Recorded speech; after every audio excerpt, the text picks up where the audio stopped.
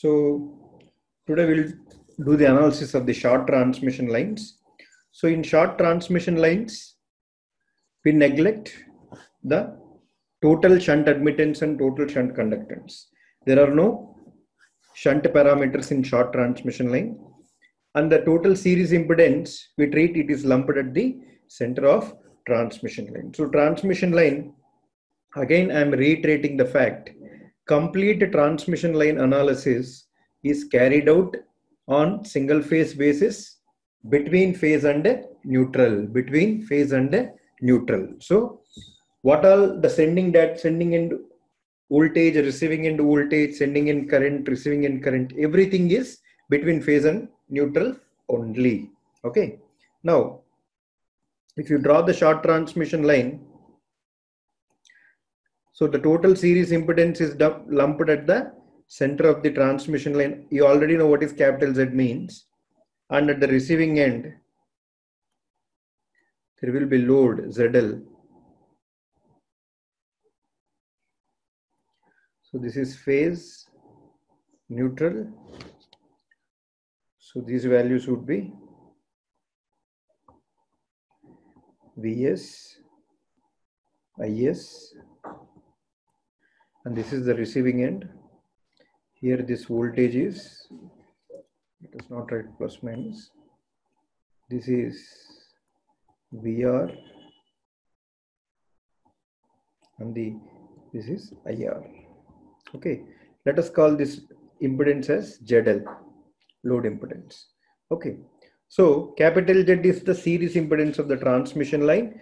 We know what is capital Z. Capital Z is equals to capital R plus capital JX. So this we can write it as, where L is the length of transmission line plus R plus J omega L. So many ohms. Okay. Now, what is ZL? Load impedance. So let RL be the load resistance and XL is the load reactance. We are assuming that our load is inductive load. So I am writing plus symbol here. Okay. So Z is the total series impedance of transmission line. ZL is the load impedance. If we draw if we now calculate the ABCD parameters for the short transmission line, how I can write? I know that from the diagram I can write IS is equals to IR because there is no shunt current flowing here. Next, I can write Vs is equals to VR plus IR into Z. From this, if you rearrange in the standard matrix form, you are going to get Vs, Is is equals to 1 Z 0 1 1Z01 into VR IR. Okay. So what are the ABCD parameters of short transmission line? 1 capital Z01. Okay. Now, if you can observe from this ABCD parameters here, A is equals to D, A equal to A parameter equal to D parameter, and AD minus BC is equals to 1. So we can write what? Short transmission line model is both symmetrical and reciprocal. It is satisfying both the conditions. So this model, short transmission line model, is both symmetrical and reciprocal. Okay. Now, if you draw the phasor diagram of ZL or impedance diagram of, if we draw impedance triangle of Z, if you draw the impedance triangle of Z, so this is imaginary axis, this is the JX axis, this is the resistor axis. So we are drawing the impedance triangle plus R plus JX.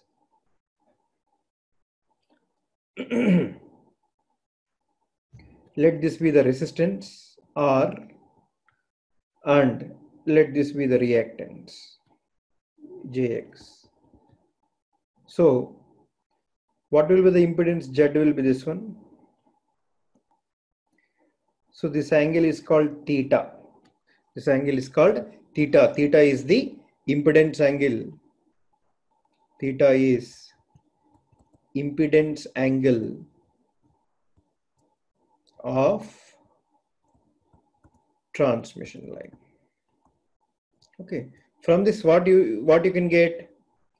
Theta is equals to tan inverse of x divided by r.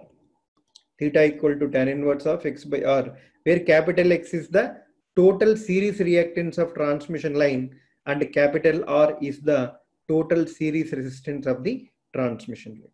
Okay. Now mod z is given by what? Square root of r square plus x square. Square root of r square plus x square. So what I want you to remember here is, you'll understand why theta is called the impedance angle of the transmission line, and theta value is given by tan inverse of x by r. Theta is the impedance angle of the transmission line. Okay, that is important. Now if I draw the impedance triangle of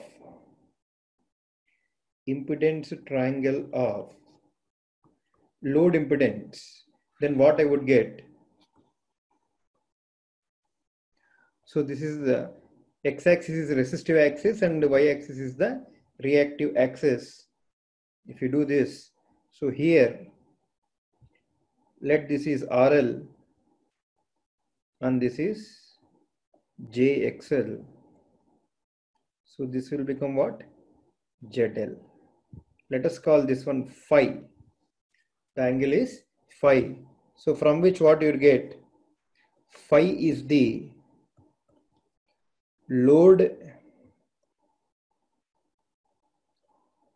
You can call either impedance angle or power factor angle. Both are correct. Load impedance angle or load power factor angle. Understand? Now phi is given by what? Tan inverse XL divided by RL, where XL is the inductive reactance of load and RL is the resistance of the load. Understand?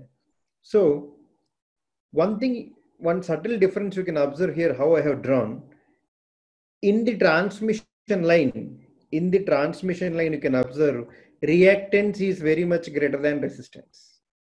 This feature you have to observe. In transmission line, the reactance value will be usually greater, very much greater than the resistor.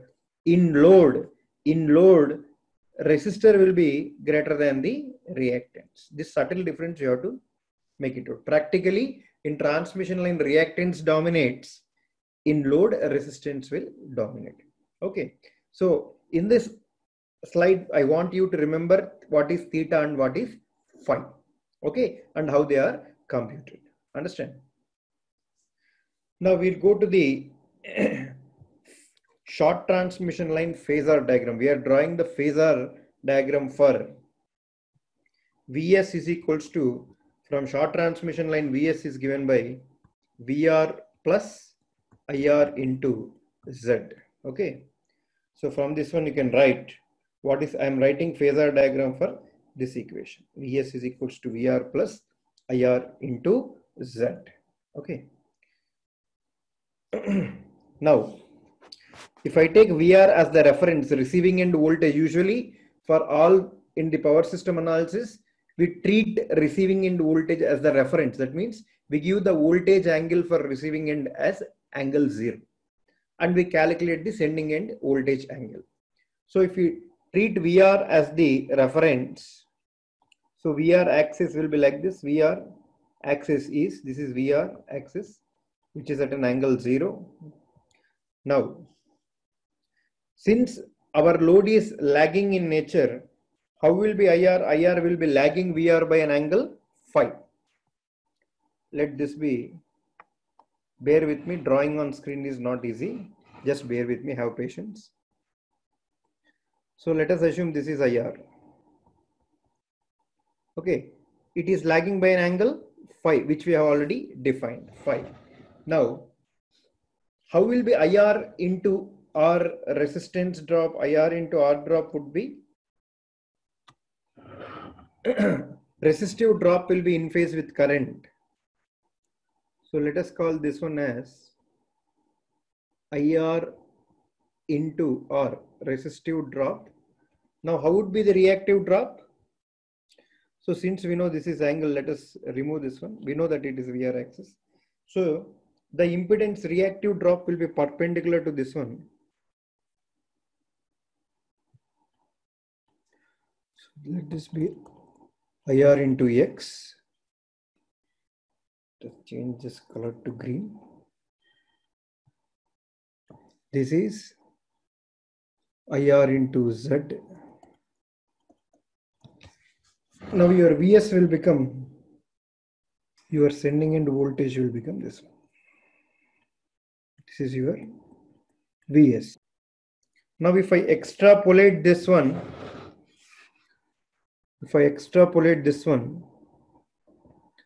and if I extrapolate the current, this also, then it will form a right angle triangle where the angle is 90 degrees.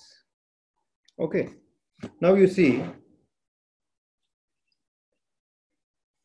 here this value is VR. Okay. Now in this right angle triangle, in the outer right angle triangle, if you see, if I draw the, from VR, if I take the VR as a hypotenuse and draw the perpendicular side, this will become one more right angle triangle. Now both the triangles are, here this adjacent side will become VR cos phi, opposite side will become VR sin phi. Even this term, this side will become VR sin phi. Okay. Now, what will be this term? This particular term will become IR into R. IR into R. Okay. So, because these two sides are parallel, I am again highlighting this one. See, this side and this side are same. So I can write both as IR into R, and this side and this side are same. That's why I'm writing both as VR sin phi. Okay. Now,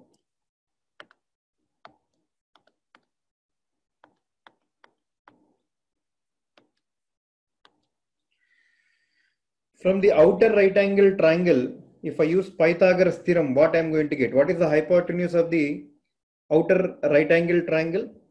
Hypotenuse is Vs square is equals to, what is the adjacent side? Adjacent side is the sum of VR cos phi plus IR into R whole square plus, what is the opposite side? VR sin phi plus IR into X whole square. So till this point, any doubt? Once you get this equation and everything is easy. So how we have drawn the phasor diagram and how we have arrived at this equation is important. Any doubt you can ask me.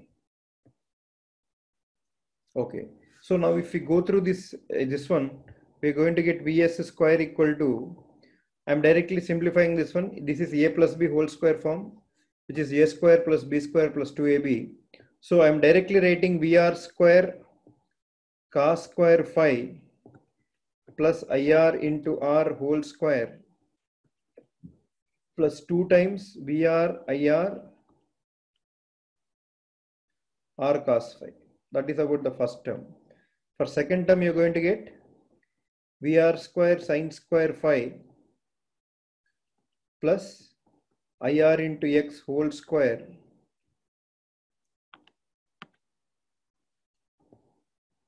IR into X whole square plus 2 into VR IR X sin phi. Okay, we draw the border.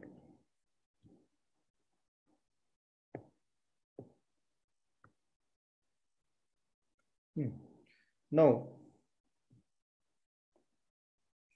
if we simplify Vs square equal to, if I take Vr square common, cos square plus sin square phi is 1. So I can write Vr square. And here in the second expression, V square term, if I take IR square common, it is becoming R square plus X square.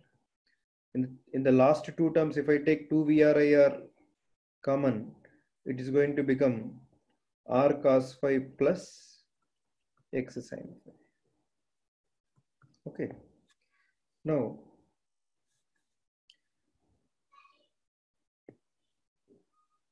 if I take VR square common in this right hand term, you're going to get 1 plus IR square by VR square into R square plus X square plus 2 IR into R cos phi plus X sin phi divided by VR. Okay. So one thing I want to tell you is, normally in transmission lines, your currents will be in few hundreds of ampere. Let us say your receiving current is 500 ampere and receiving end voltage is, say, if it is a 66 kV line, it would be 66,000 divided by root 3 so many volt. So practically the voltages will be in kV, currents will be at max, it can be 1 kilo ampere or 2 kilo ampere. Let us take, even if it is a 1000 ampere, receiving in current is 1000 ampere, let us say. Now if you calculate the ratio of IR square by VR square in this one, you are going to get 1000 divided by 66,000 divided by root 3 whole square, whose value will be very small value, 0.000 something like that. Okay, so practically this value of IR square plus VR square will be very small, which you can neglect. Okay, so practically the transmission currents will be less and transmission voltages are high, so you can neglect this value. I will tell you why, the reason I have explained here. So if I ignore this term, so my equation will become what? Vs square is equals to VR square into 1 plus 2 IR R cos phi plus X sin phi divided by VR. Okay. Now if I take square root on both sides, taking root on both sides, if I take square root on both sides, what it will become? Vs is equals to VR into 1 plus 2 IR divided by VR into R cos phi plus X sin phi. Okay, whole to the power of half, because I have taken square root on both sides. Okay, if you remember your binomial theorem states that 1 plus x whole power n is approximately equal to 1 plus nx when n value is less than 1. So from the binomial theorem expansion, I can write that 1 plus x whole power n is approximately equal to 1 plus nx when n value is less than 1. So if I apply the same concept here, so this value will become, this half will get multiplied with 2, both will cancel each other. So Vs is approximately equal to VR into 1 plus IR by VR into R cos phi plus x sine phi plus x sine phi. Okay. Now, if I again multiply with VR, I am going to get Vs is equals to VR plus IR r cos phi plus x sine phi, because now I am multiplying this VR, I am taking this VR inside, so I am going to get this one. Now, what is the voltage regulation formula? What is percentage voltage regulation formula? Percentage voltage regulation is given by VR NL minus VR FL divided by VR FL into 100. Okay. Now, if you carefully observe, we have already discussed that VR NL is equals to Vs divided by mod A. Okay. Now, for a short transmission line,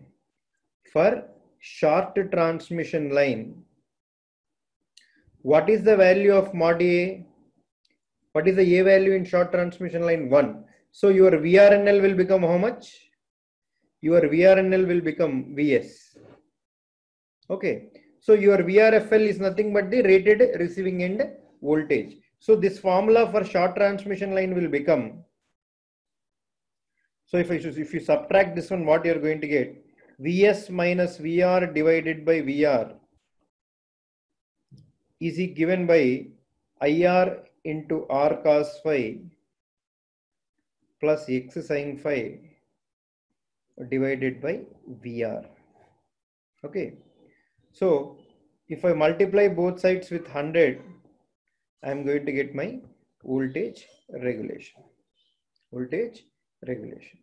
So what is the voltage regulation formula that we commonly use for short transmission line is, that is IR into R cos phi plus X sin phi divided by VR into 100. So this is the voltage regulation formula for short transmission lines. Okay. See, from this one, what you can observe, voltage regulation depends upon what? The amount of current flowing through the load and power factor cos phi. Cos phi value also will decide the voltage regulation. If you have studied the earlier class, where in the definition of voltage regulation we have explained that voltage regulation depends upon the load current and the load power factor. So here voltage regulation depends upon the receiving end load current and load power factor. Okay. The next point is, had there been RC loads instead of RL loads at receiving end, suppose had there been RC load, then the only change is here, instead of plus symbol you will get minus symbol. So the voltage regulation formula for RC loads at receiving ends, it will become what? So everything is same. Instead of plus symbol here, you are going to get a minus symbol. So plus symbol for RL loads, minus symbol for RC loads. Okay. So that is this one. So again, I am writing the voltage regulation formula. So percentage voltage regulation is given by IR into R cos phi plus or minus X sin phi by VR, plus for lagging loads, that is RL loads at receiving end, minus symbol for leading loads at receiving end. Okay, that is the percentage voltage regulation into 100 because percentage voltage regulation. Per unit voltage regulation is given by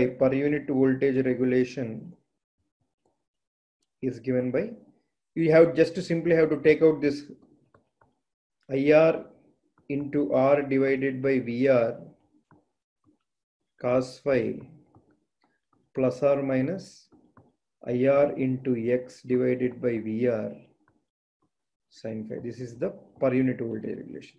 It is exactly same, just you have to remove this 100 term.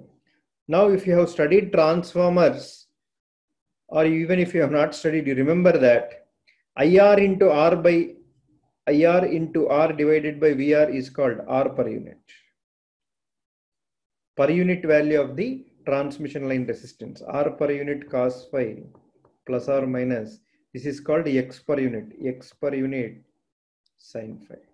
So per unit voltage regulation is given by, if you know the impedance value in per unit, you can use this formula, per unit voltage regulation. It is given by R per unit cos phi plus or minus X per unit sin phi, plus symbol for lagging loads, minus symbol for leading loads. So this is about the voltage regulation. This is about the voltage regulation. Understand? So next important point which I want to tell you is that in short transmission lines, our mod A value is equals to 1. Mod A value is equals to 1. So, and second thing is that, and we have completely neglected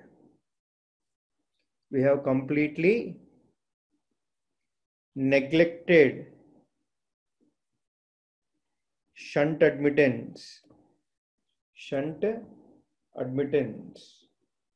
because of which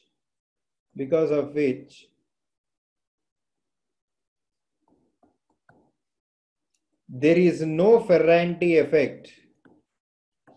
There is no Ferranti effect in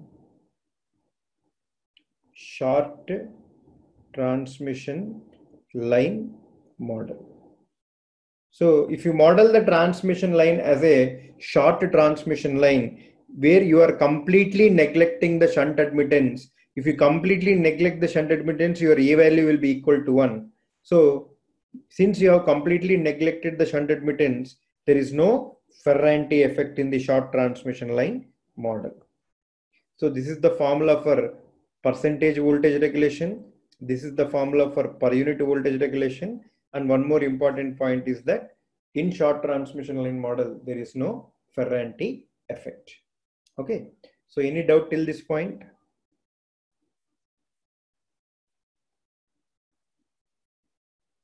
Any doubt?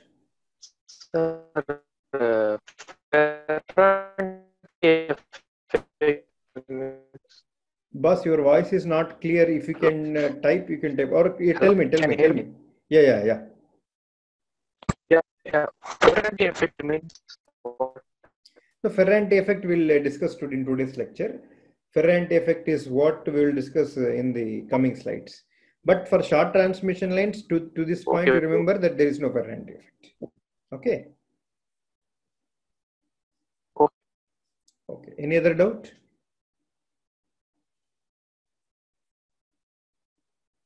Shall I continue?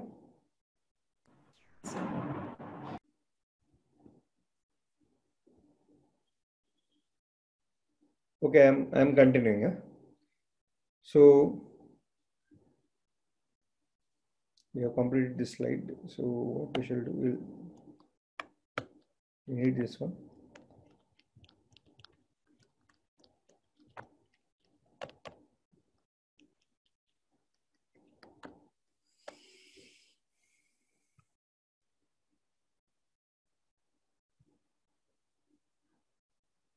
Yes. Condition for zero voltage regulation also we used.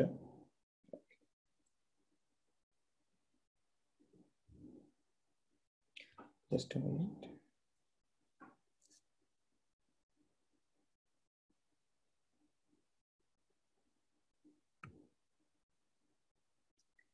Okay. So now this condition for zero voltage regulation. What is the ideal voltage regulation? The ideal voltage regulation is the zero value. Okay. Now, if you remember our voltage regulation formula, voltage regulation is given by IR by VR into R cos phi plus or minus X sin phi. So in this term, when there is a chance for it to become zero, see, IR current is a positive value, voltage is a positive value, resistance is a positive value, reactance is a positive value. Even your cos phi and sin phi values will be from 0 to 1. Cos phi and sin phi value will never become negative. So for our voltage regulation to become, the only one thing you have to observe is it is only possible if there is a minus symbol in between R cos phi and sin phi. Okay. So zero voltage regulation is only possible if there is a negative polarity between the R cos phi term and the X sin phi term. So which implies what? Zero voltage regulation is possible only for RC loads, only for the capacitive loads. If capacitive loads are connected across the load as the load, then only zero voltage regulation is possible. So zero voltage regulation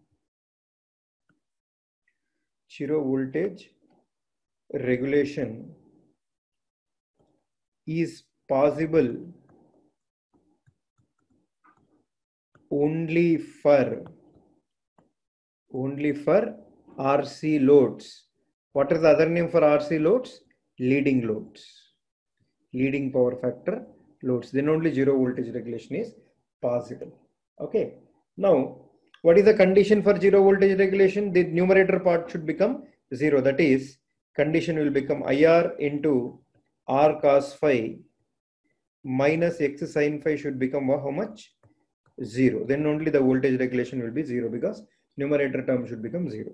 So from this, you are going to get R cos phi is equals to X sin phi, and here cot phi will become X by R, which implies cot phi is equals to, what is X by R? X is the total series reactance of transmission line. R is the total series resistance. We have already defined X by R. X by R ratio is how much? Tan theta. From the impedance triangle, you can write cot phi equal to tan theta. This I can write it as tan pi by 2 minus phi is equals to tan theta. So on comparison, pi by 2 minus phi is equals to theta. So this is the condition for zero voltage regulation in the transmission line, short transmission. So what is the condition for zero voltage regulation? If pi by 2 minus phi equal to theta, pi by 2 minus phi equal to theta. What is phi? Phi is the impedance angle or power factor angle of load. Theta is the impedance angle of the transmission line, which we have already discussed. Okay. So the next is condition for maximum voltage regulation or worst voltage regulation, because maximum voltage regulation or having highest voltage regulation is undesirable property. We don't need more difference between sending end voltage and receiving end voltage. That's why maximum voltage regulation is also called as worst voltage regulation. So again, if you take from the voltage regulation formula, so voltage regulation is given by IR into R cos phi plus or minus X sin phi by VR. Now tell me when this value will be maximum.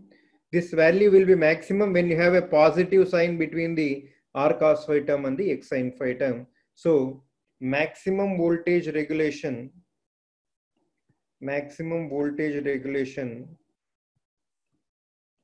is possible when load is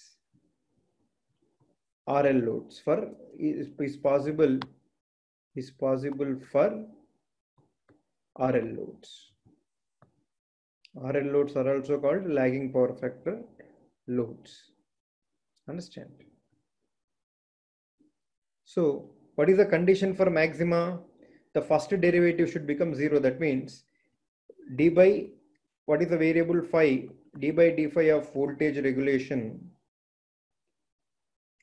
that is equals to d by d phi of IR. Only numerator part I am differentiating, because when numerator is maximum, then only this will be maximum. So this first derivative for maximum should be equal to, for maxima should be equal to 0. So if you do the differentiation, what you're going to get? So IR is a constant you can remove. It will become minus R sin phi, because differential of cos phi is minus sin phi, plus x, differentiation of sin phi is cos phi. That is equals to 0. From this you are going to get R sin phi is equals to x cos phi, and tan phi is equals to x by R, which implies tan phi is equals to x by R is tan theta. So from this you are going to get theta equal to phi. So this is the condition for maximum voltage regulation. This is the condition for maximum voltage regulation. So you have to remember only two things here. First thing is, zero voltage regulation is possible only for the RC loads. Zero voltage regulation is possible only when you have RC loads. And what is the condition for zero voltage regulation? Pi by 2 minus phi equal to theta, or pi by 2 minus theta equal to phi. Both are same. And maximum voltage regulation, which is undesirable property, it is possible when you are connecting RL loads at the receiving end. For this, the condition is theta equal to phi. Theta equal to phi, where theta is the impedance angle of transmission line, phi is the power factor angle of the load. Okay. Any doubt? Okay. So now you tell me one simple question, you just try to answer. Yeah, this is the question. A transmission line has equal resistance and reactance values, then determine load power factor for zero voltage regulation. So look at here. So what is the condition for zero voltage regulation? Zero voltage regulation occurs when we have capacitive loads, and the condition is theta equals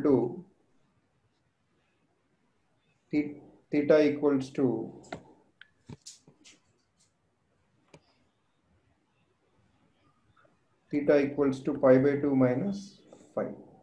So since he has given a transmission line, the resistance and reactance values are same. So your x equals to R. So your theta will become how much? Theta is tan inverse x by R. This will become how much? 1. Tan inverse 1. Because x and R are same, so both will cancel. Tan inverse 1 is pi by 4. 45 degrees pi by 4. So from this your phi value will become pi by 2 minus theta, that is pi by 4. So your power factor is cos phi, that is cos pi by 4. Cos pi by 4 is how much? 0.707. Then since zero power factor is zero voltage regulation is possible only for leading loads or RC loads, so your angle, this will be lead. 0.707 lead is the right answer. Okay, 0.707 lead is the right answer.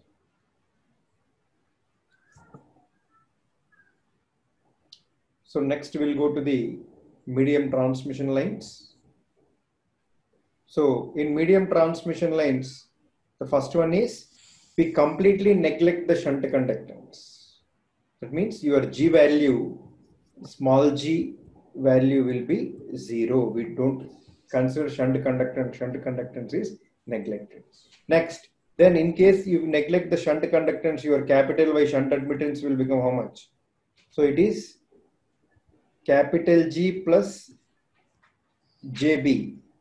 So capital G is nothing but small g into L, which is 0. This will become J into omega C into L.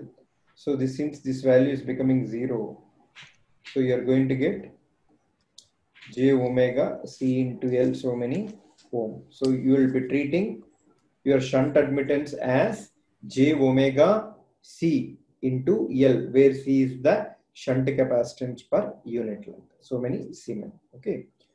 So shunt conductance is neglected and shunt admittance, you are treating it as Y, capital Y is equals to j omega CL, so many Siemens. So Siemens or mho. Now the second point is, based upon how you model your shunt admittance, there are four representations for medium transmission lines. Okay.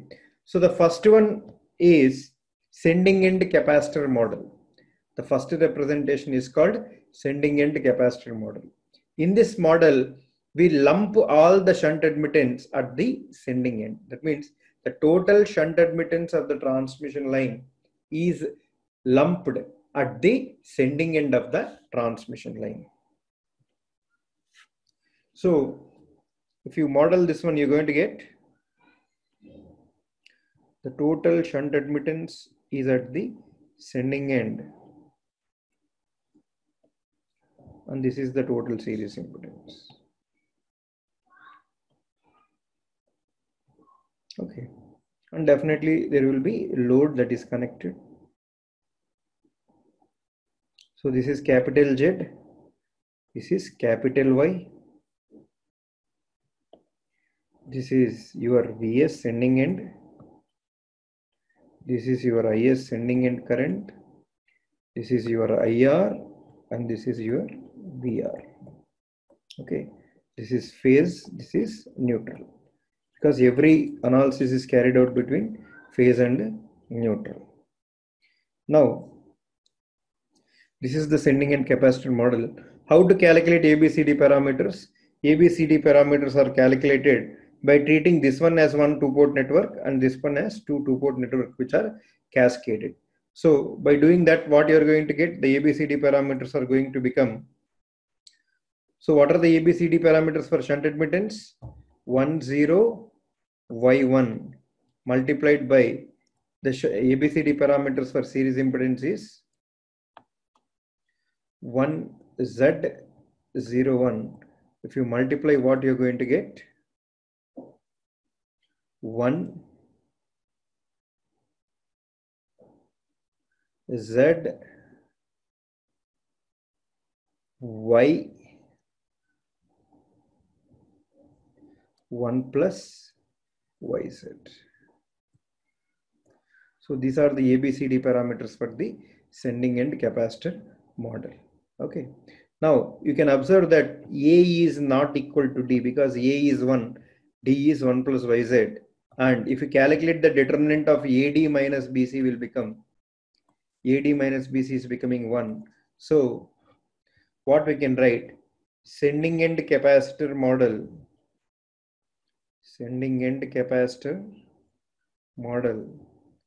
is non-symmetrical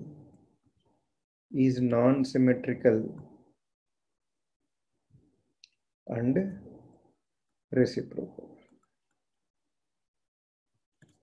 Sending end capacitor model is non-symmetrical and reciprocal because since A is not equal to D, or you can even see, you can even by looking at this, what is a symmetrical network? Symmetrical network should look same from either sending end and or from the receiving end. Here it looks different when you look from sending end and it looks different when you look from receiving end. So it is a non-symmetrical representation. Okay. One more important point is sending end capacitor model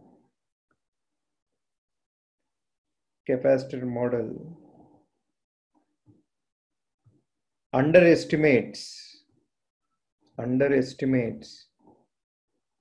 or the meaning is neglects Ferranti effect. Why? Because even here you can see what is the parameter A value. Whenever parameter A value is 1, that means that particular model is not reflecting Ferranti effect. It is not showing the Ferranti effect in the analysis. Even if you can see the A parameter value is 1, which is just like short transmission line. So the sending end capacitor model underestimates The other meaning is neglects the Ferranti effect. Neglects the Ferranti effect. Okay. So any doubt in this model, or we shall move to the next model? Any doubt?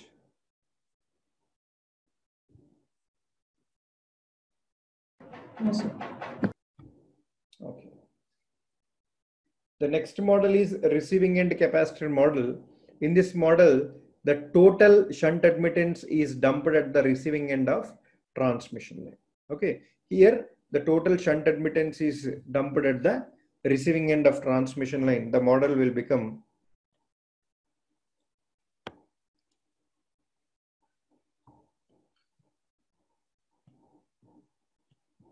this is series impedance. At the receiving end, the total shunt admittance is dumped. So this is capital Y. This is phase, this is neutral. This is your sending end voltage. This is your sending end current.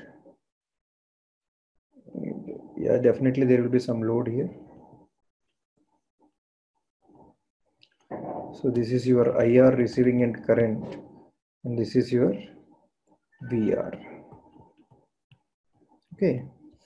So this is the receiving end capacitor model. Again, if we treat this as a cascade of two-port network, this is one two-port network and this is one more two-port network. So the ABCD parameters will become, so 1Z 01 for the series impedance, 10 Y1 for the this one. Okay. Now if you do this one, what you're going to get? 1 plus YZ, Z, Y and 1. So even here you can observe A is not equals to D and AD minus BC equals to 1. So what conclusion we can write? The receiving end capacitor model is non-symmetrical and reciprocal. Okay. So here here this model, very important point, this model overestimates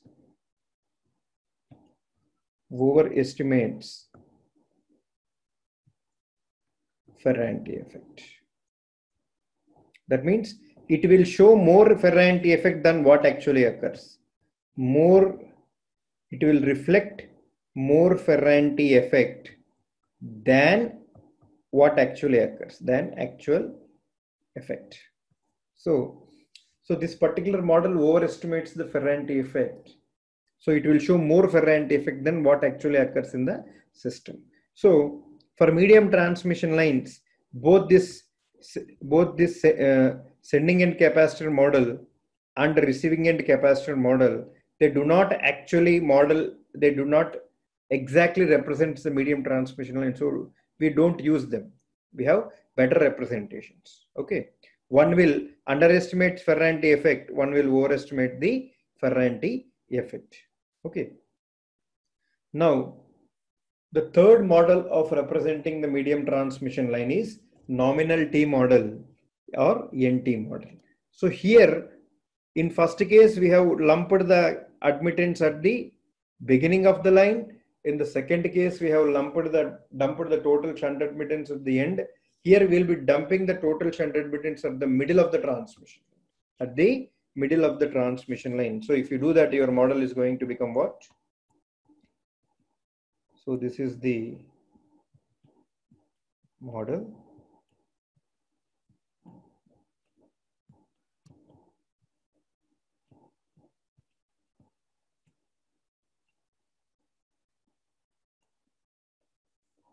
So half of this series impedance is here, half of the Z by 2 is here, and total Y is here. This is phase, this is neutral. Okay. Are you able to follow, gentlemen, or you're all?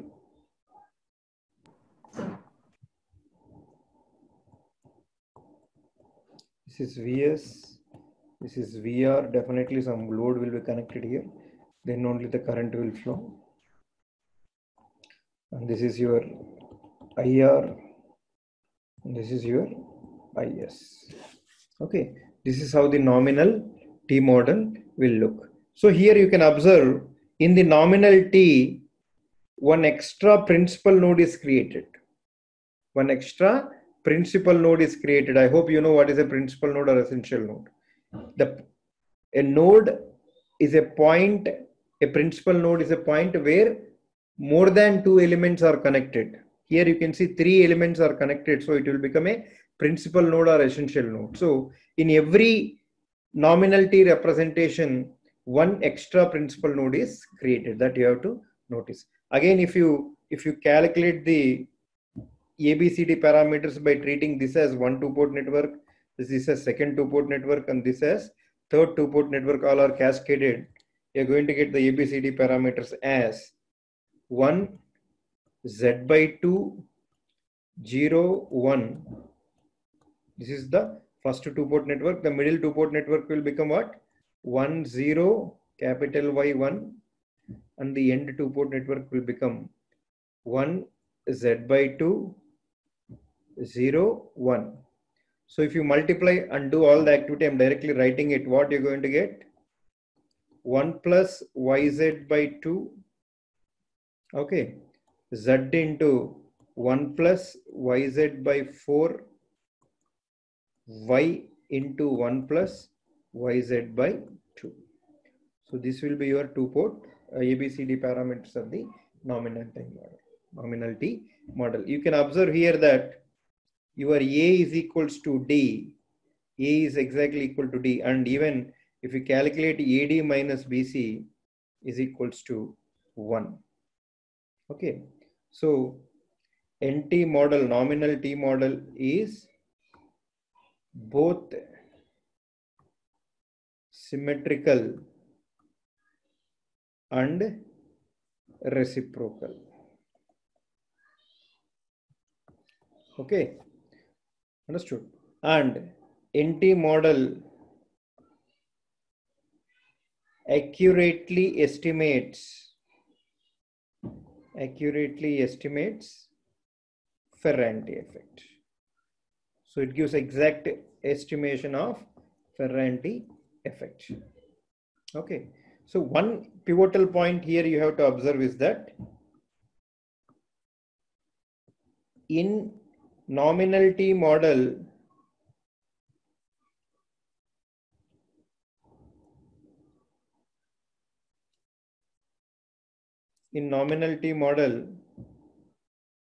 one extra principal node is created for every transmission line. So one extra principal node is created for representation of every transmission line in nominal T model.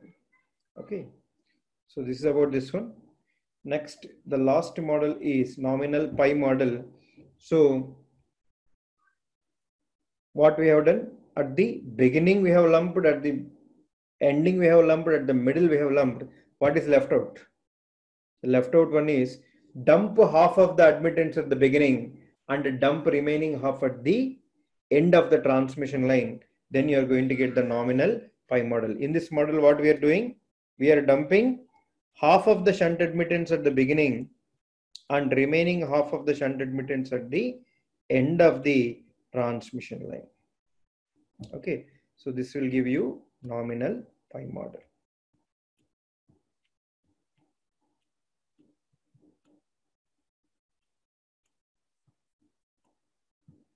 So here Y by 2, total series impedance Y by 2. Okay, This is phase.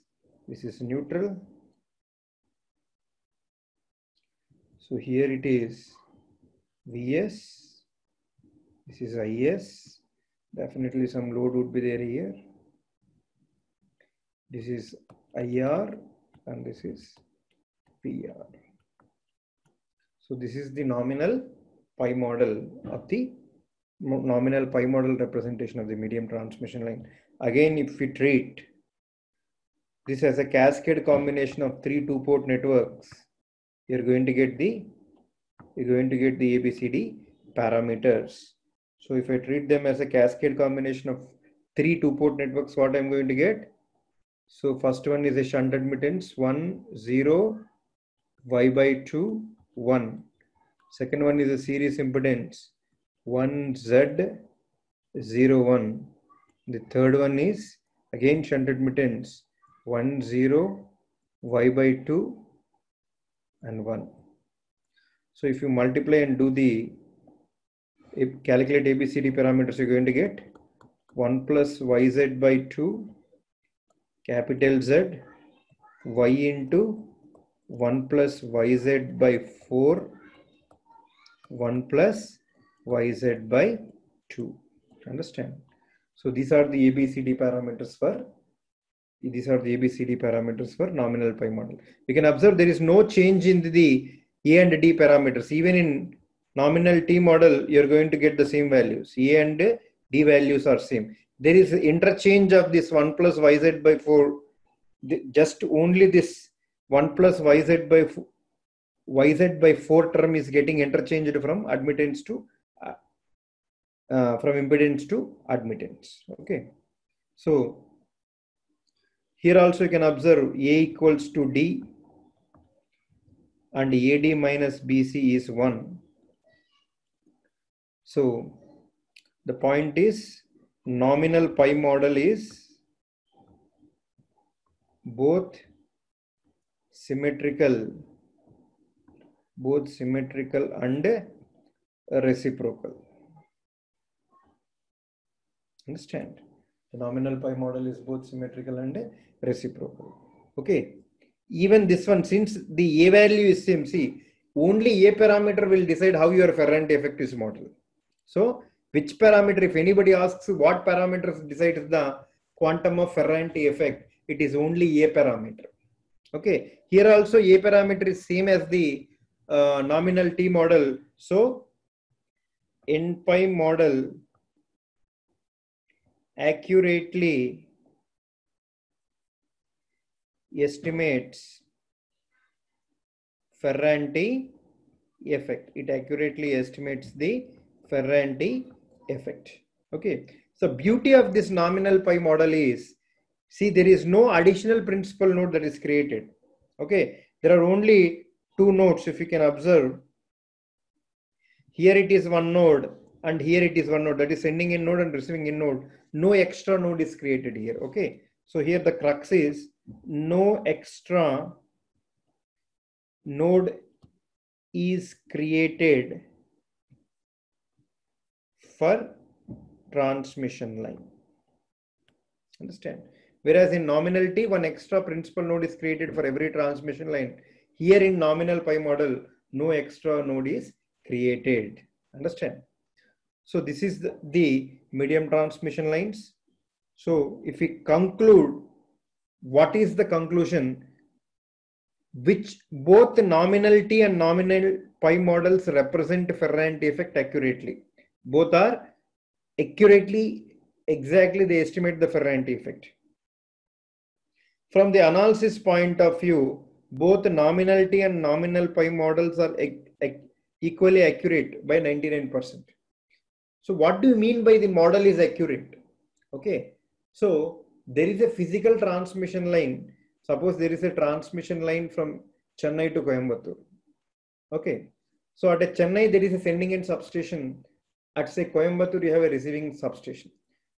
You go to the Chennai and Coimbatore, from there you collect the actual data. That is what is sending end voltage, what is sending end frequency, what is the everything, you collect the physical data, and even receiving it, you collect the data. So model means you take the transmission line data, you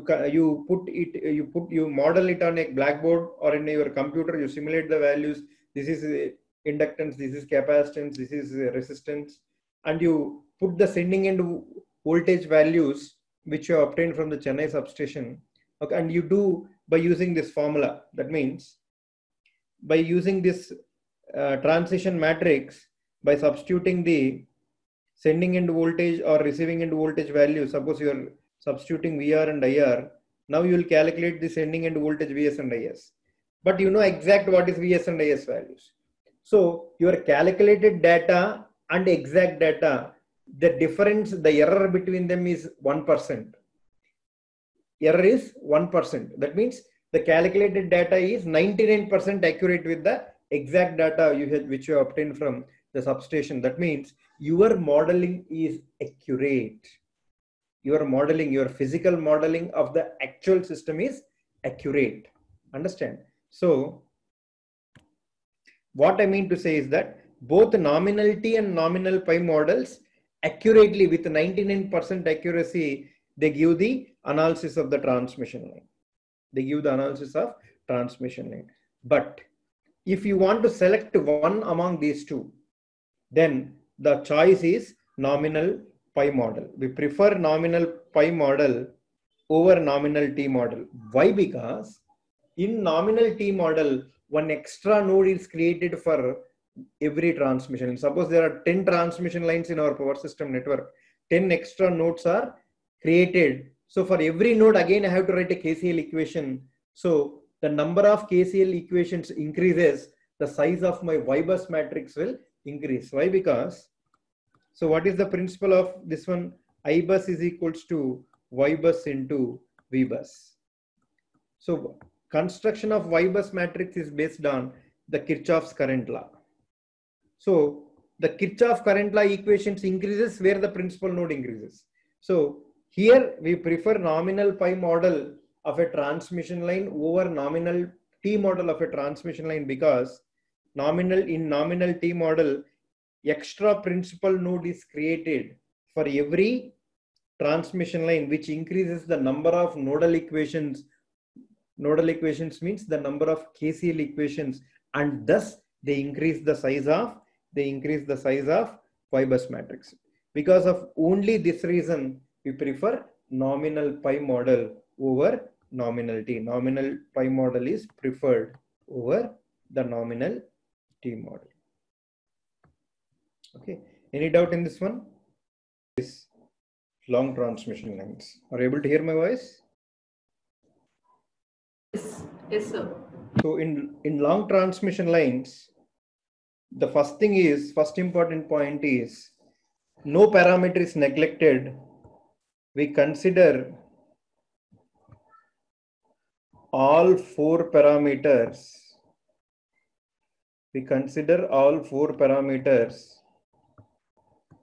Uniformly distributed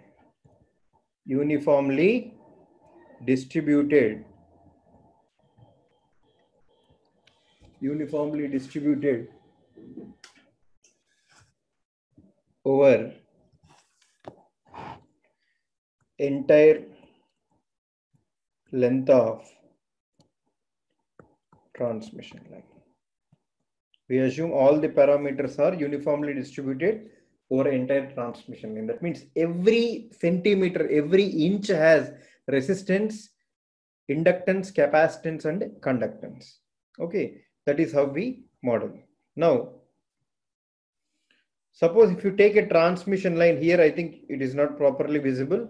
So this is the receiving end. Here it is receiving end. This is the receiving end current.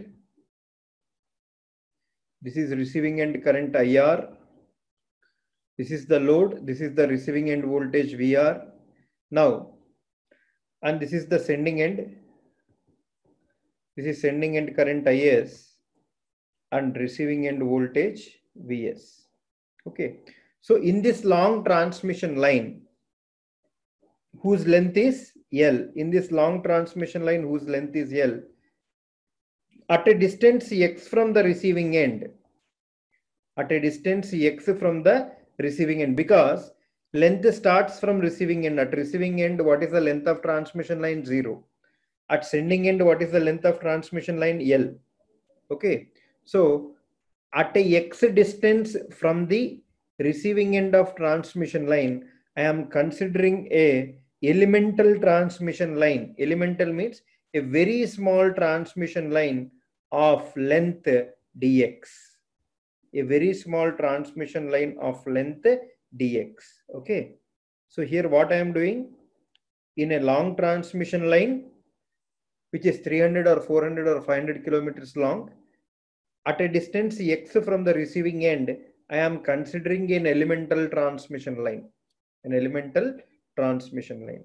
So what is the length of this elemental transmission line? Dx. What is the length of this elemental transmission line? Dx. This dx is how much, sir? Approximately it is, if I cut 1 centimeter transmission line into 10,000 parts. If I cut 1 centimeter long transmission line into 10,000 parts, that is my dx value. That is my dx value. So such a small, infinitesimally small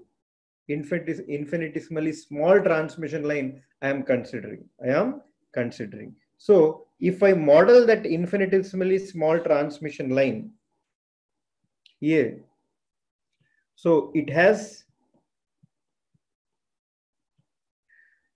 so this is the shunt admittance, that is y into dx, because y is the shunt admittance per unit length, and the length of this infinitesimally small transmission line is dx. So shunt admittance is y into dx.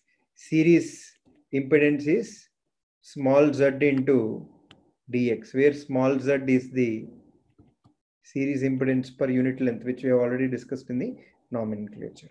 Okay, let the receiving end voltage of this is Vx, and the receiving end current is Ix. The sending end voltage is Vx plus dVx. The sending end current is Ix plus dIx. Okay. Okay. So this is the infinitesimally small transmission line whose length is dx, and this is how we model this one. Okay. Now, out of this current Ix plus dIx current will flow through this one, and Ix current will flow through the impedance. Okay. Similarly, out of this voltage, the voltage will drop where the voltage drop will occur. Here the voltage is Vx plus dVx. Where will be the voltage drop? The voltage drop of dVx will occur in the series impedance. So from this, if I calculate the dIx value, dIx is equals to how much it will become? dIx value will become, what is the voltage across the shunt admittance? Vx plus dVx into y into dx. Similarly, if you calculate the dVx voltage drop is given by z into Ix into dx. Okay, these relationships you will get from this one, this infinitesimally small transmission line model. Okay, now for all practical purpose, we can treat this dIx by dx is equals to Vx into y. Why? Because I am neglecting this product with this product. Why? Because it is infinitesimally small. Again, I am multiplying with infinitesimally small voltage drop. It is very negligible. So for all practical purpose, if I ignore this dVx multiplication with dIx, I am going to get dIx by dx equals to Vx into y. Let us call this 1. And from here you are going to get dVx by dx is equals to z into Ix. Understand? Now, sir, what does these two equations represent? So, what is the Ix? Ix is the current through the transmission line at a distance x from the receiving end. At a distance x from the receiving end. What is Vx? Vx is the voltage of the transmission line at a distance x from the receiving end. See, first you have to understand what is Ix. See, if you don't understand this derivation also, nothing to worry. Nobody will ask the derivation in exam. But since we have to draw many points out of this, I am doing this derivation. Otherwise, I can directly tell the results. But this, to understand few other concepts which will come next, this derivation is important. So I am doing it. Even if you don't understand the mathematical part, no need to worry. Just to follow. Okay. Ix is the current through transmission line, the current of the transmission line at a distance x from receiving end. Okay, what is Vx? Vx is the voltage of transmission line at a distance x from receiving end. Okay, so now this equation of dAx by dx represents what? The current through the transmission line is a function of distance. The voltage through the voltage of the transmission line is also a function of distance. So why these particular things are coming? So far, in fact, in everywhere in electrical engineering, you do lumped analysis. Assuming all the parameters are lumped. Okay. For the first time in the electrical engineering, you are assuming in the long transmission line that all the parameters are uniformly distributed. Actually, in real world, all the parameters are uniformly distributed. If you do the exact analysis of electrical circuits, you are going to get many differential equations. And solution become complex. But why we are going for lumped analysis? Because lumped analysis for frequencies up to 50 Hz, 100 Hz, they give 99% accuracy they are giving with the exact results. So to make our mathematical analysis easy, we are treating all the electrical elements as lumped. That means our resistors are lumped, our inductors are lumped, our capacitance is lumped. Okay. But actually they are uniformly distributed. So in long transmission line, we are assuming that all the elements are uniformly distributed and we are doing the analysis. That's why the derivation will look little peculiar to you. Okay. Now, let us call this 2. Now, if I derive 2 again with, that is, if I differentiate the equation 2 again with respect to dx, what I'm going to get? I'm going to get d square Vx by dx square. Again, I'm differentiating 2 with respect to x. I'm going to get z is a constant, dix, ix is a function of x, so it will become dix into dx.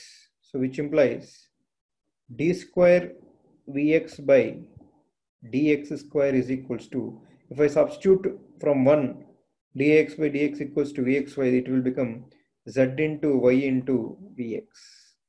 Let us call this 3. Z into y into vx. Okay. Dx square minus yz, y into z into vx equals to 0. So if you are good at maths, this is a second order linear homogeneous differential equation. This is a second order linear homogeneous differential equation. Okay. So what is the solution for this one? What is the solution? The solution is, what is the variable which we are differentiating? We are differentiating Vx. Vx is the dependent variable. What is the independent variable? X is the independent variable. And there is no forcing function. That means here on the right hand side there is 0. Right hand side there is 0 means there is no forcing function. So it has only complementary function solution. It has only complementary function solution. That means there is no particular integral, only complementary function is there. So if you let d by dx as d, capital D, you're going to get d square minus yz into vx is equals to 0. Okay, d square, I'm taking vx common, d square minus y into z into vx equal to 0, which implies d equal to plus or minus root y into z, plus or minus root y into z. So the solution will become vx, which is a function of x, because independent variable is x, it will become c1 integration constant into e power root yz x plus c2 into e power minus root y into z x into x. Okay. Now, rather than writing every time y into z, I am introducing a constant. Let square root of y into z, let us call it as a gamma. This is called propagation constant. Propagation constant. We'll come back to it. What is it? So square root of y into z is a propagation constant. So y is a complex number. We know y is equals to g plus j omega c. We know that.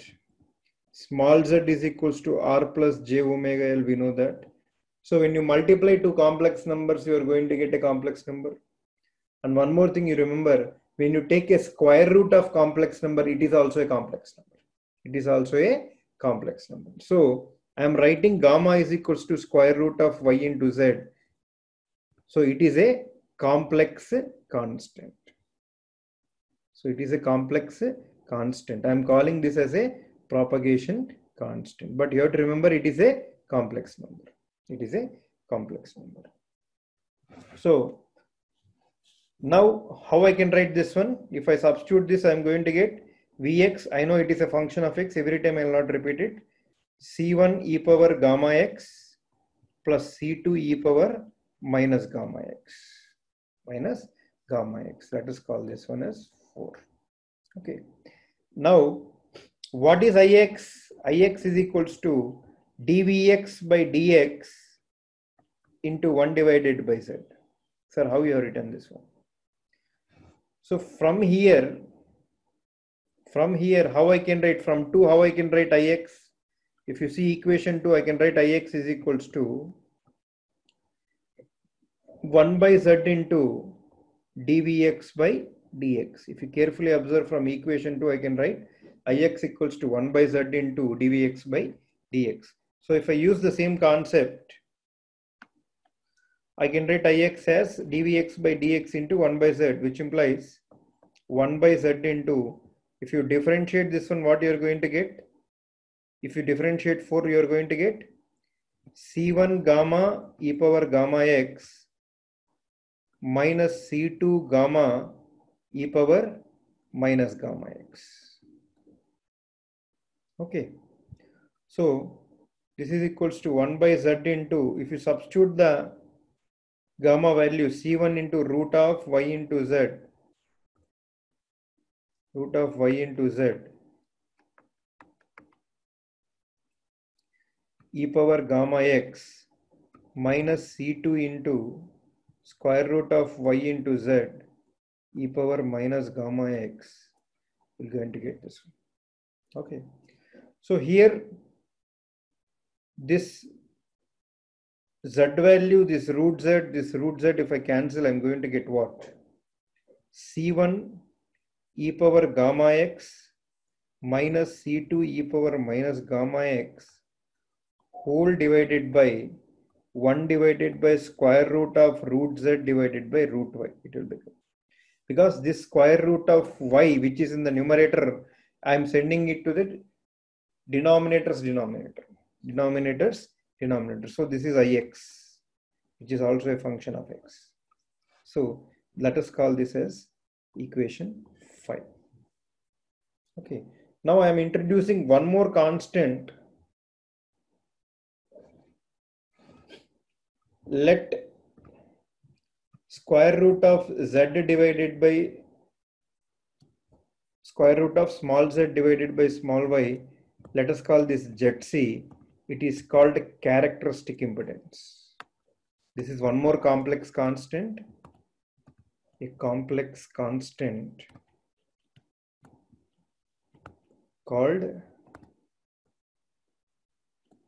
characteristic impedance. Characteristic impedance.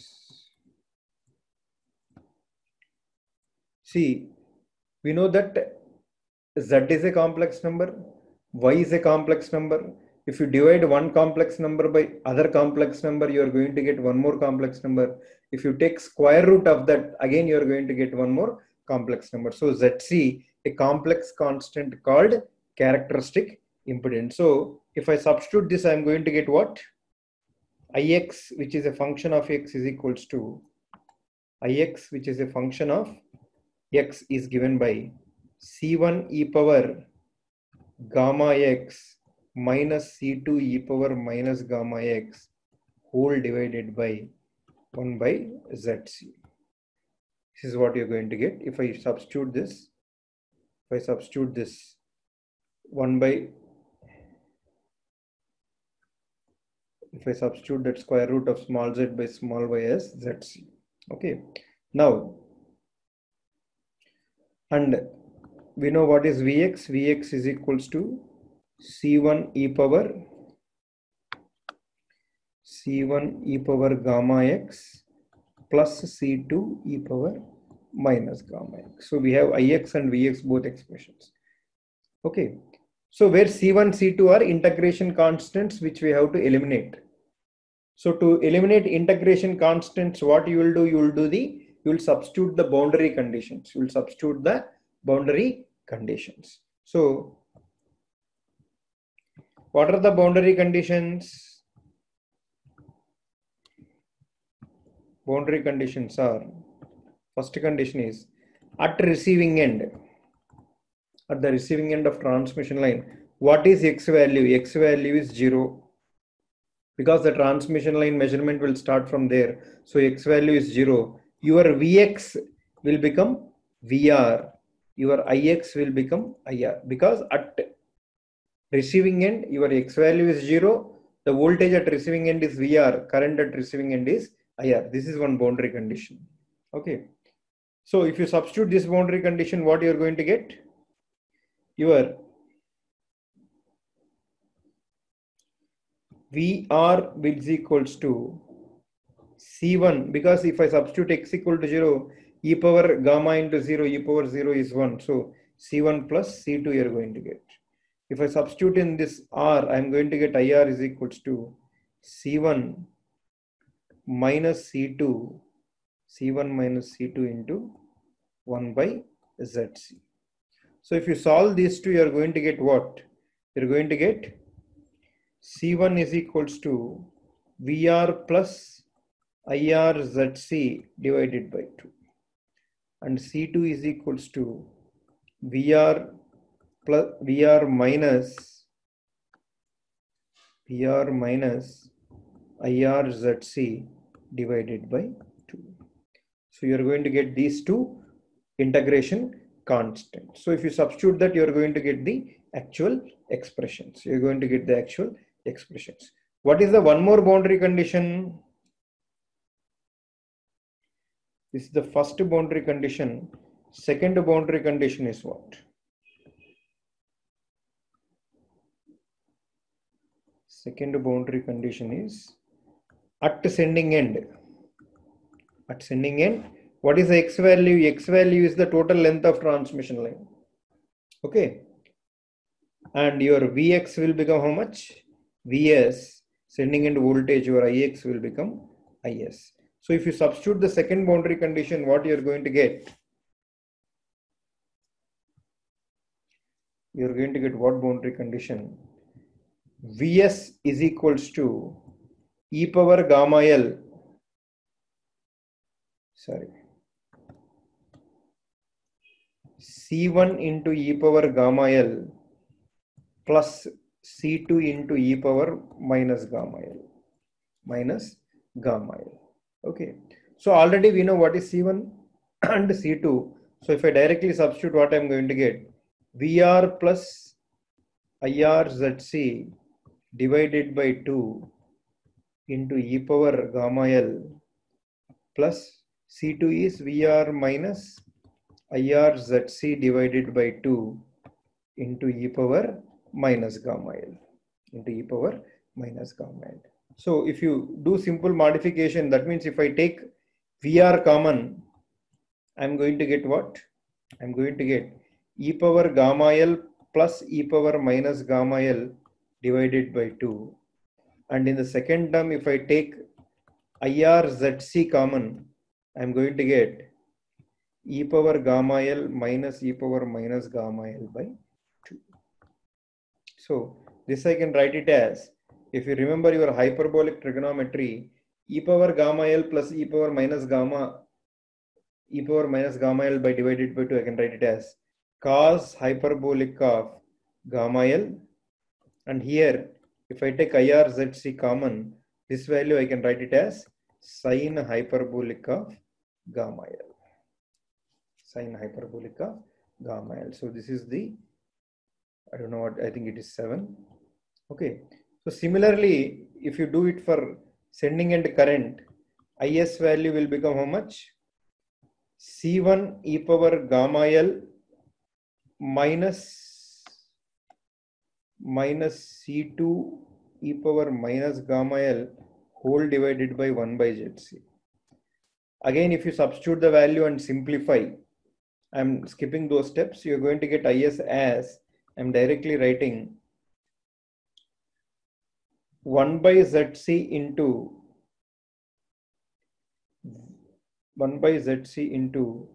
VR sine hyperbolic of gamma L plus IR into cos hyperbolic of gamma L. This is 8. So I have skipped one step. If you simplify, you're going to get the same thing. So from these 2, 7 and 8, you can write the ABCD parameters of long transmission lines as, VS IS is equals to cos hyperbolic of gamma L into ZC sine hyperbolic of gamma L into 1 by ZC into sine hyperbolic of gamma L into cos hyperbolic of gamma L into VR IR. Okay. So these are the ABCD parameters of the long transmission line. Again, you can observe here, A is equals to D and AD minus BC. Cos hyperbolic square minus sine hyperbolic square is 1. So AD minus BC is equals to 1. So long transmission line model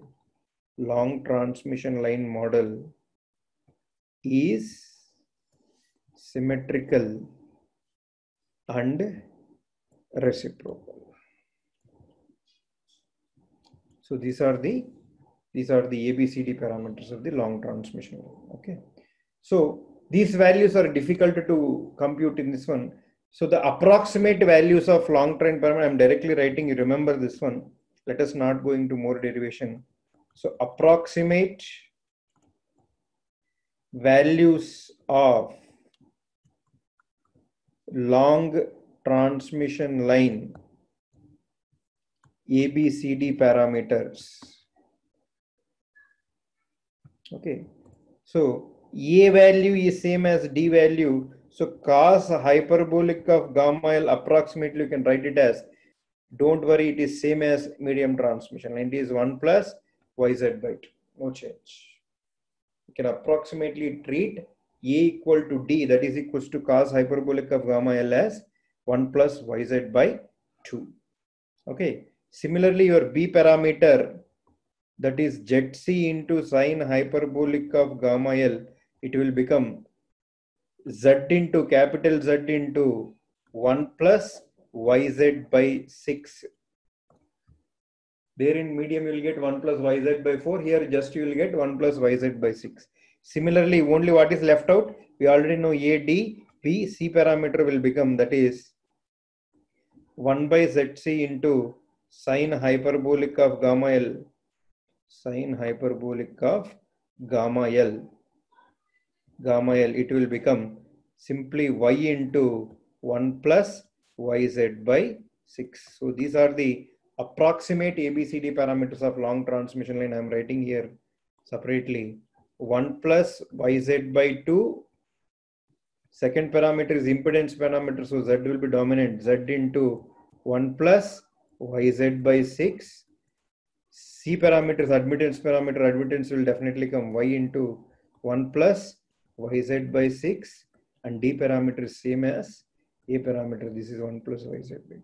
So these are the approximate ABCD parameters of the long transmission line. So this is about the long transmission lines. Any doubt you can ask. Important point is that here in long transmission line analysis, we are doing distributed analysis. We are doing distributed analysis. It is also called rigorous analysis. Rigorous analysis. Understand? Second important point which you have to remember is that the voltage and current on the transmission line varies with respect to the distance. With respect to the distance. The current at every inch will change, because at every inch the distance is getting changed. The voltage at every inch will change. Okay. So the both current and voltage, as we have seen, they are functions of x. What? X is the distance from the receiving end. So second thing what you have to remember is that the voltage and current at any point are the functions of distance. Okay. The third important point which you have to remember is we have introduced two complex constants. One is gamma. Gamma is called propagation constant, which is given by square root of small y into small z. Gamma is the propagation constant, which is the square root of small y into small z. One more complex constant we have introduced is Zc. Zc is given by square root of small z divided by small y. That is called characteristic impedance. Okay. And the last thing which you have to remember is these are the approximate ABCD parameters of the long transmission lines. These are the approximate ABCD parameters of the long transmission lines. Okay, this is about the long transmission lines. Tomorrow's class we will discuss what does this equation mean, how does they impact, and their conclusions will write. Okay. Now the next topic is, next definition which we are learning is Ferranti effect. Ferranti effect. So what is Ferranti effect? During light load and no load conditions, the magnitude of receiving end voltage, is greater than the magnitude of sending end voltage. This phenomenon is known as Ferranti effect. Okay. During light load or no load conditions at the receiving end of transmission line, the magnitude of receiving end voltage is greater than the magnitude of sending end voltage. This phenomenon is known as Ferranti effect. So what is the voltage regulation during Ferranti effect? What is the voltage regulation? Positive, negative, or zero? Negative. Because receiving end voltage is greater than sending end voltage. So Ferranti effect, a voltage regulation is negative. Okay. The second important point is Ferranti effect increases as the transmission line length increases. So Ferranti effect increases as we increase the transmission line length. Okay. Third important point is Ferranti effect is undesirable phenomenon. Ferranti effect is undesirable phenomenon as it may lead to insulation failure of equipment due to overvoltage. Suppose if you get more voltage,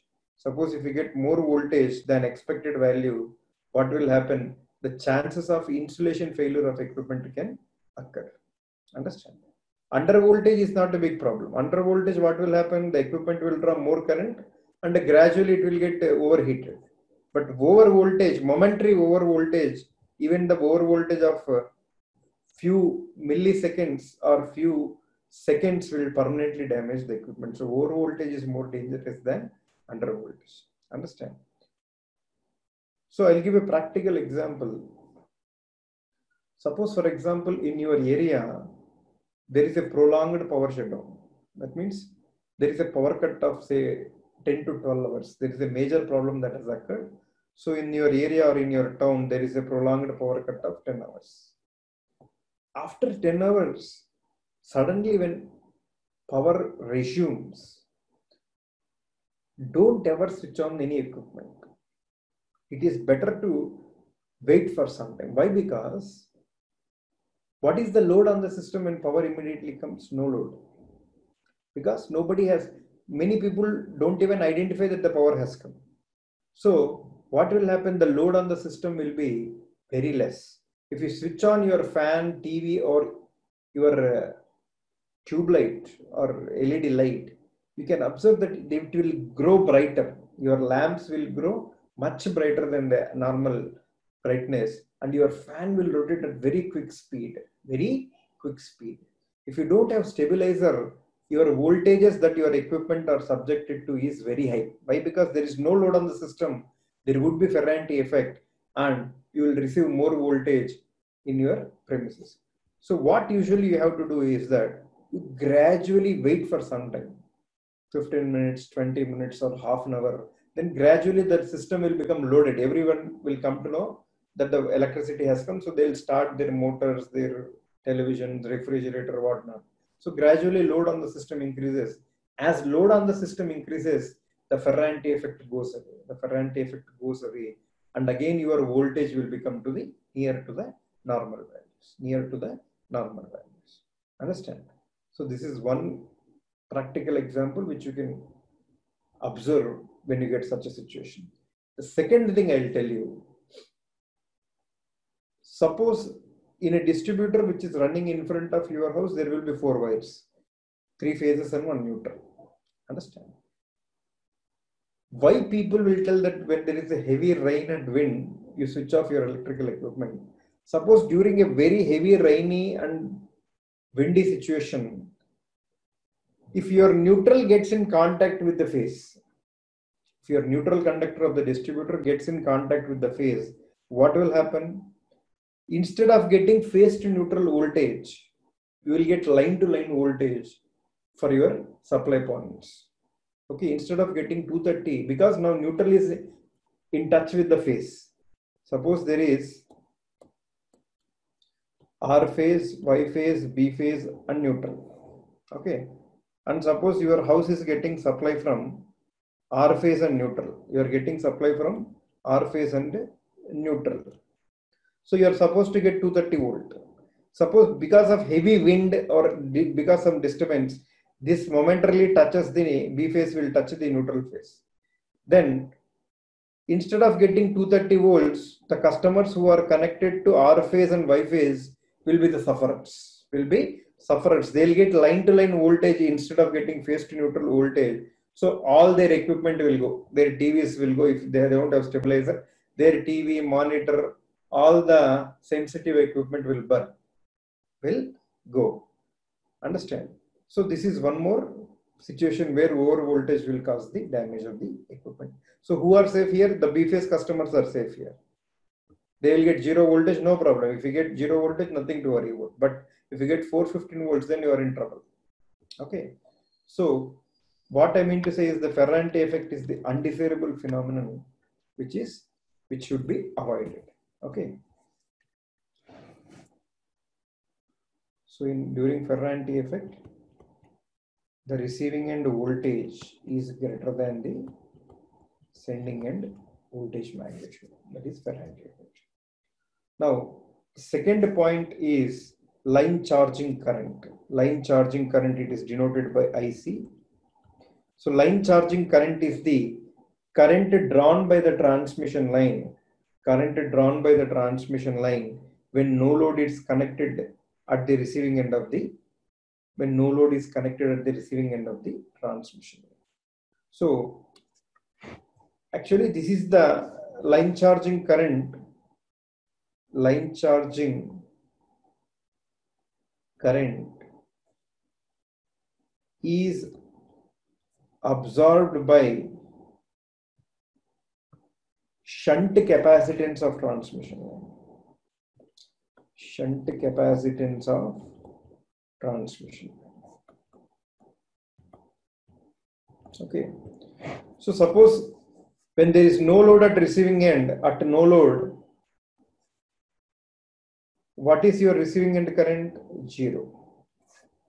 What is your receiving end current? 0. Now what is the sending end current during this case? IS is equals to, what is the, from two port networks, what we are going to get? IS equals to CVR plus DIR. But here your IR value is 0.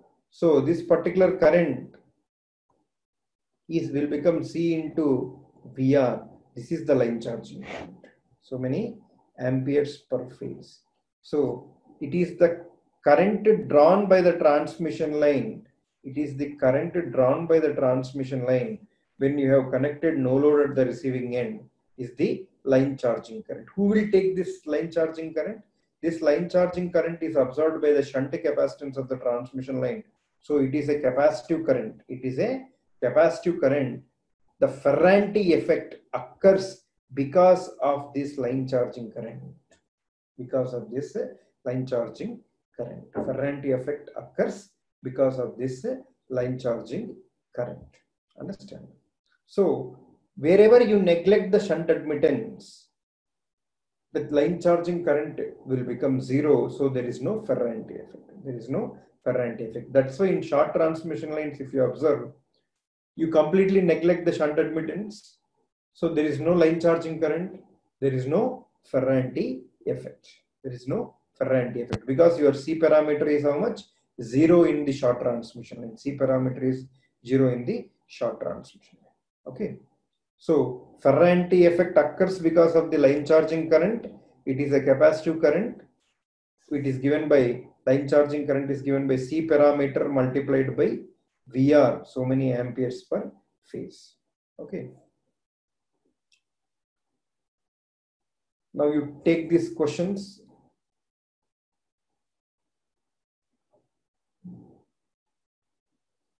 Or I'll explain the Ferranti effect here, how it will occur. There are two different scenarios. I'll express with both scenarios.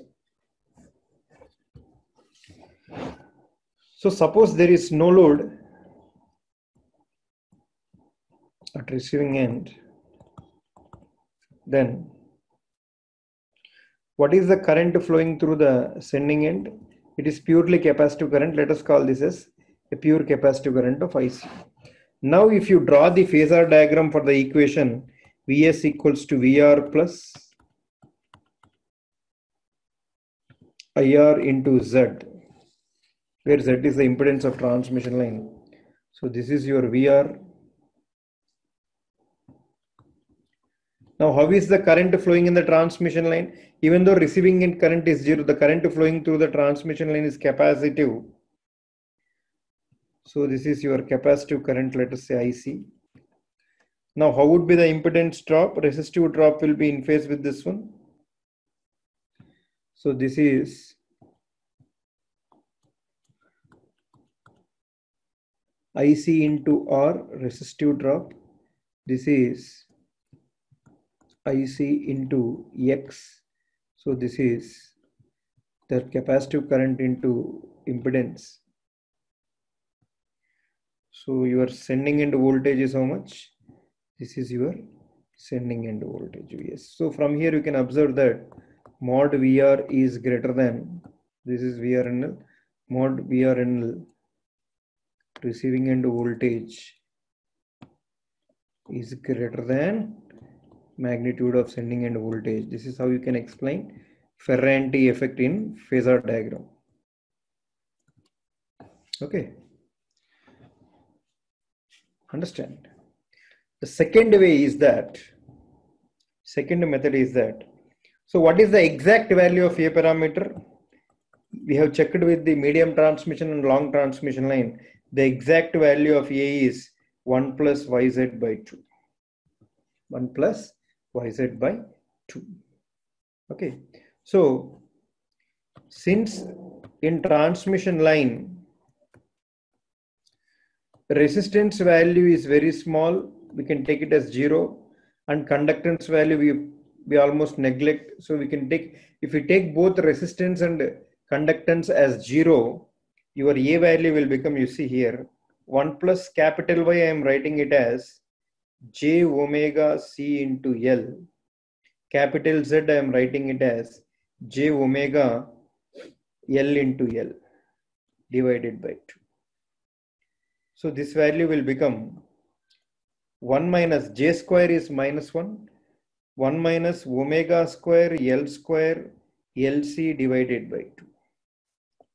So your mod A value will become 1 minus omega square L square LC divided by 2. Everyone thinks that 1 plus yz is greater than 1. No, 1 plus yz, that is parameter A, is less than 1. Less than 1. Okay. Now, what is your Vs or what is your VRNL? At no load,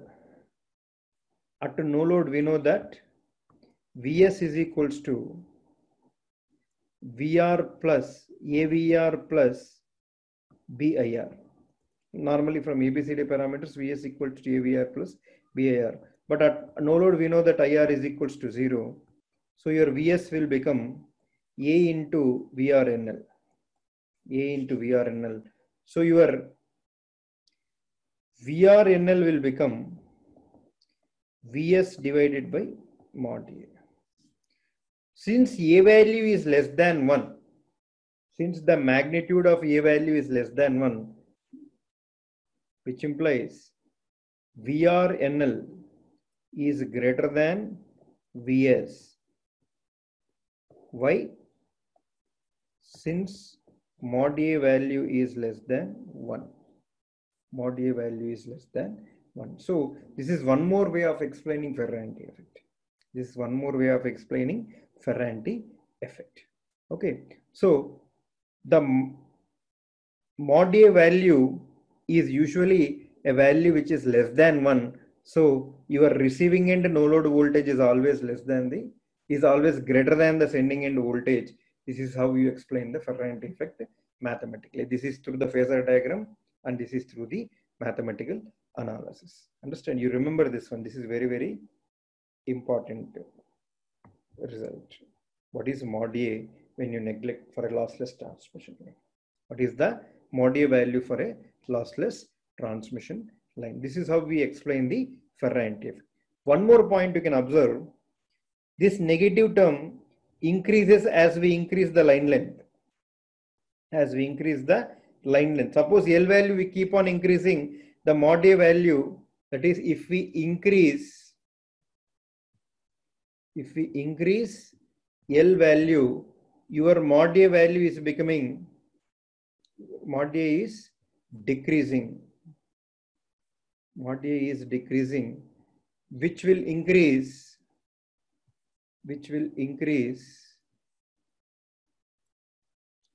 Ferranti effect, which will increase Ferranti effect. So this is a point which we have discussed. That means if you increase the L value, your negative term is increasing. So mod A value is becoming much lesser than 1. So your Ferranti effect is increasing. That's what I have told you here. Ferranti effect increases with increasing the transmission line length. Ferranti effect increases with increasing the transmission line length. Okay. So do these problems, just try to answer them. And the line charging current of 400 kV transmission line is more than 220 kV transmission line of same length. True or false? That is the question. So what is the formula for line charging current? IC equals to C into VR, where VR is the phase to neutral receiving end voltage. So in the first case, it will become what? Let us assume the transmission line length is same. So the C value for both transmission line is same. In the first case, line charging current will become 400 kV divided by root 3. This is my line charging current for 400 kV line. Why? Because VR is your phase to neutral receiving end voltage. We already drawn in every diagram. We have drawn the ABCD parameters which we are calculating. The analysis which we are doing is between phase and neutral. So your IC is equals to C into VR is given by C into 400 kV by root 3. So many amperes per phase. In second case, what is your IC? In second case, your IC is same C into 220 kV by root 3. So many amperes per phase. So now you tell me where the line charging current is more. Line charging current is more in 400 kV line than a 220 kV line for the transmission line of C length. So which is the right option? True is the right option. True is the right option. Okay. Question you see, a 220 kV 20 kilometer long three-phase transmission line has following ABCD constants. What is its correct line charging current? Again, a simple question. So line charging current, what is the formula? So line charging current IC is given by parameter C into VR.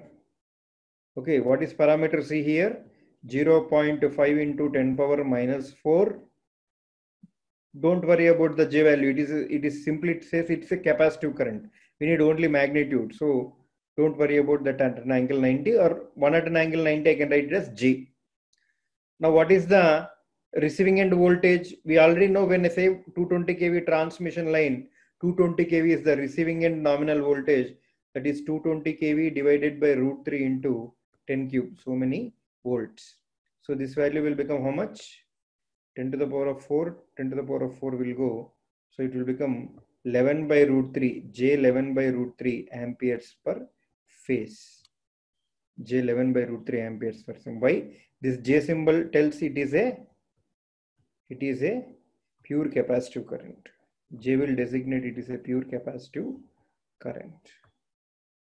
Okay. So if they ask magnitude, it is 11 by root 3 amperes. That is the capacitive current, line charging current in this question. Okay.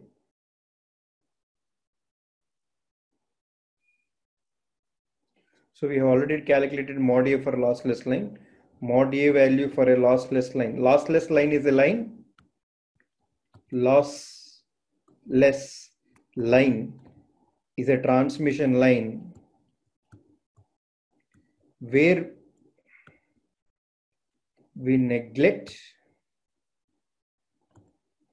series resistance parameter and shunt conductance parameter. That means we take R equal to 0 and G equal to 0. So when you treat both series resistance and shunt conductance as 0, your series impedance will become R plus JX, which will become only JX because you are making R 0. So Z is equals to JX means J into omega L into L, so many ohms. Similarly, your Y will become G plus JB will become only JB because you are making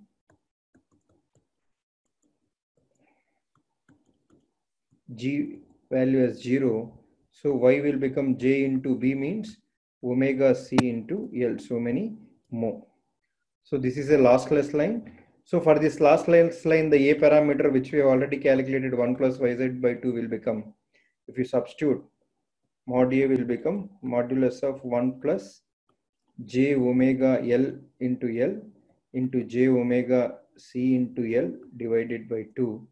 So whose value we are going to get this one as 1 minus J square is minus, so omega square L C divided by 2, which we have already derived. So this is the mod A value for a lossless line. And what is a lossless line? Okay.